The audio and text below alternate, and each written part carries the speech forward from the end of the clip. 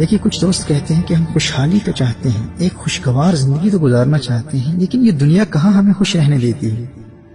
ہماری خوشیوں کے دشمن ہمارے اور ہماری خوشیوں کے درمیان دیوار بن کر کھڑے ہو جاتے ہیں،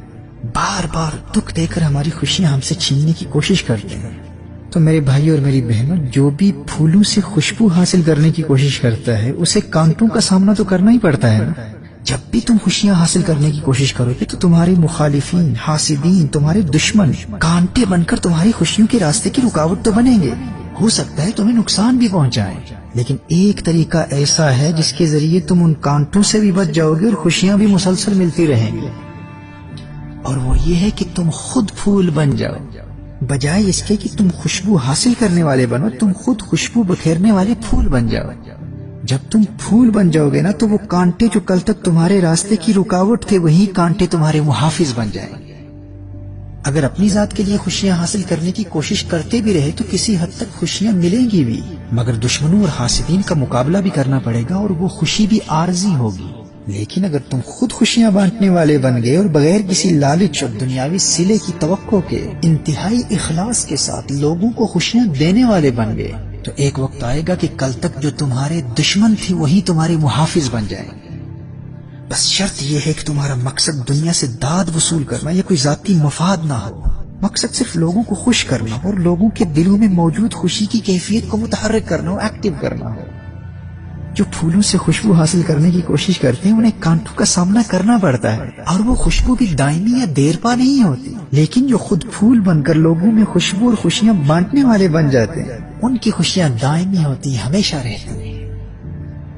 اور اگر کوئی ان کی خوشیاں ان سے چھیننے کی کوشش کرے تو جو کانٹے پہلے انہیں چبھتے تھے وہی کانٹے ان کے دشمنوں کو چبھنا شروع ہو جائیں گے، کیونکہ اب وہ خود پھول بن چکے ہیں اور وہ کانٹے ان کے محافظ بن چکے ہیں۔ میرے بھائی میری بہن، جب تم خود خوشیاں بانٹنے والے بن جاؤ گے تو ایک وقت آئے گا کہ تمہاری مخالف ہی تمہاری محافظ بن جائیں گے، اور پھر کوئی تمہاری خوشیوں کی دولت کبھی تم سے چھین نہیں سکے گا، تم ہمیشہ خوش رہو گے۔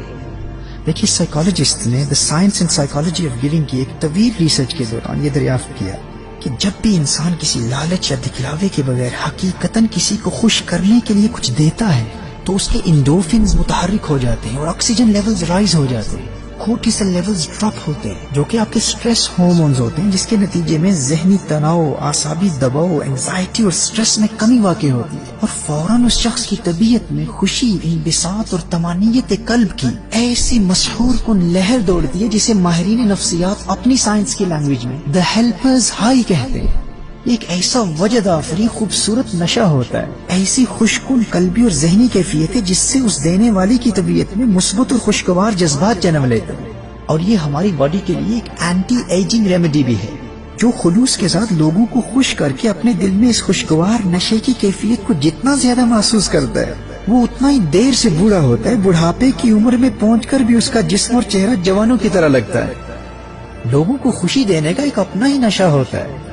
اور یاد رکھیے وہ لوگ اس وجد آفرین کیفیت کو محسوس نہیں کر پاتے جو دوسروں کی مدد بھی کسی دنیاوی لالچ، دکھلاوے یا لوگوں سے داد وصول کرنے کے لیے کرتے ہیں۔ یہ خوشگوار کیفیت فقط مخلصین کا حصہ ہے، اور اس کیفیت کا مشاہدہ چھوٹے بچوں میں کیا جا سکتا ہے، کیونکہ چھوٹے بچے دکھلاوے اور دنیاوی لالچ وغیرہ جیسی بیماریوں سے پاک ہوتے ہیں۔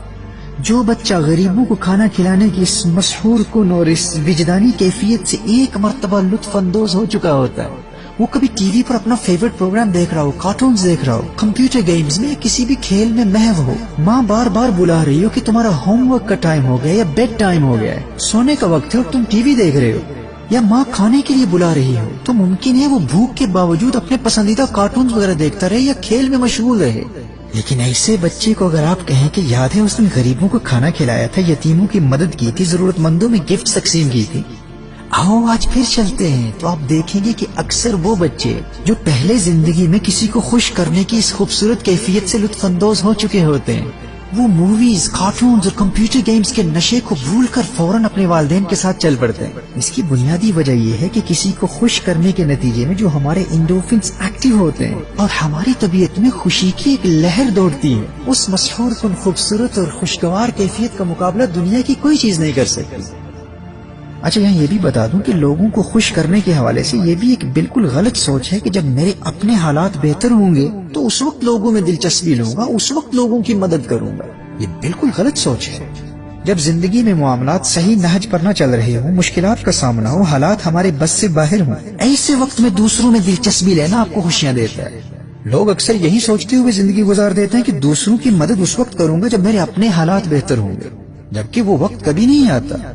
دوسروں کی مدد کرنے اور دوسروں کو خوشیاں دینے کا بہترین وقت وہ ہے جب آپ خود مشکل میں ہوں۔ خود پھول بن کر خوشبو پھیلانے کا بہترین وقت وہ ہے جب آپ کو خود مشکلات کا سامنا ہو، کیونکہ یہی وہ وقت ہوتا ہے جب آپ دوسروں کی مشکلات کو بآسانی محسوس کر پاتے ہیں، کیونکہ آپ خود مشکلات میں گھرے ہوئے ہیں۔ اور ایک فائدہ یہ بھی ہے کہ آپ کا ذہن مصروف ہو جاتا ہے۔ ماہرین نفسیات کے نزدیک ہمارا دماغ کچھ اس طرح پروگرام کیا گیا ہے کہ یہ ایک وقت میں دو کام نہیں کر سکتا، اور یہی اصول ہمارے جذبات پر لاگو ہوتے ہیں۔ ہم ایک ہی وقت میں خوش اور غمگین نہیں رہ سکتے، بیک وقت خوشی اور غم کی کیفیت ہمارے دماغ میں کو ایگزسٹ نہیں کر سکتی۔ These two opposites cannot coexist in one mind۔ ایک پھول کی طرح جب آپ لوگوں میں خوشبو اور خوشیاں پھیلا کر اپنے دل میں خوشی کی کیفیت محسوس کر رہے ہوتے ہیں، تو اس وقت آپ اپنے غموں کو بھول جاتے ہیں، کیونکہ یہ دونوں متضاد کیفیات بیک وقت ایک دل اور دماغ میں جمع نہیں ہو سکتی۔ ان کا آپس میں آگ اور پانی کا رشتہ ہے۔ Water and fire cannot coexist۔ Water will extinguish the fire۔ لوگوں کو خوش کر کے جو خود خوش ہوتا ہے تو اس کی خوشی کی یہ کیفیت اس کے غموں کی کیفیت کو دور کر دیتی ہے۔ خوشی کا یہ پانی غموں کی آگ کو بجھا دیتا ہے۔ The water of happiness will extinguish the fire of sorrow۔ اور پھول بننے کا تیسرا فائدہ یہ ہے کہ آپ کے راستے کی رکاوٹ بننے والے آپ کے دشمن رفتہ رفتہ وہ کانٹے خود آپ کے اپنے محافظ بن جاتے ہیں۔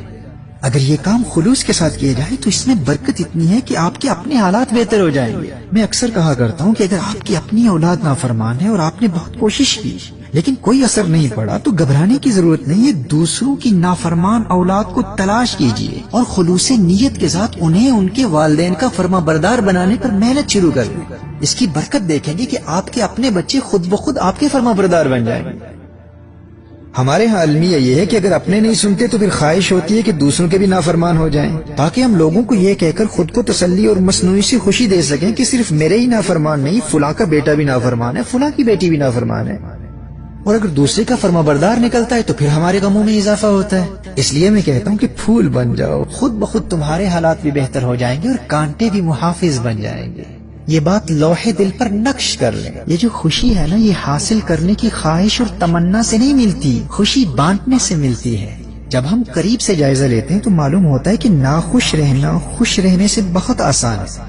کیونکہ نیگیٹیوٹی، منفی خیالات اور جذبات بہت تیزی سے نشو و نما پاتے ہیں۔ منفی رویوں کو دماغ بہت جلد قبول کر لیتا ہے۔ ناخوشی یا پریشانی یہ خود رو گھاس کی طرح اگتی ہے، جبکہ خوشی گلاب کے پھول کی طرح ہوتی ہے، اسے اگانے کے لیے پانی دینا پڑتا ہے۔ خوشی کے پھول کو پیار سے اگایا جاتا ہے اور پھر اس کی حفاظت بھی کی جاتی ہے، جبکہ ناخوشی تو بغیر بوئے بغیر اگائے خود بخود اگ جانے والے خودرو گھاس کی طرح ہوتی ہے، وہ خود بخود پیدا ہوتی رہتی ہے۔ اس لیے خوشحال زندگی گزارنے کے لیے مکمل ٹریننگ حاصل کرنے کی ضرورت ہے۔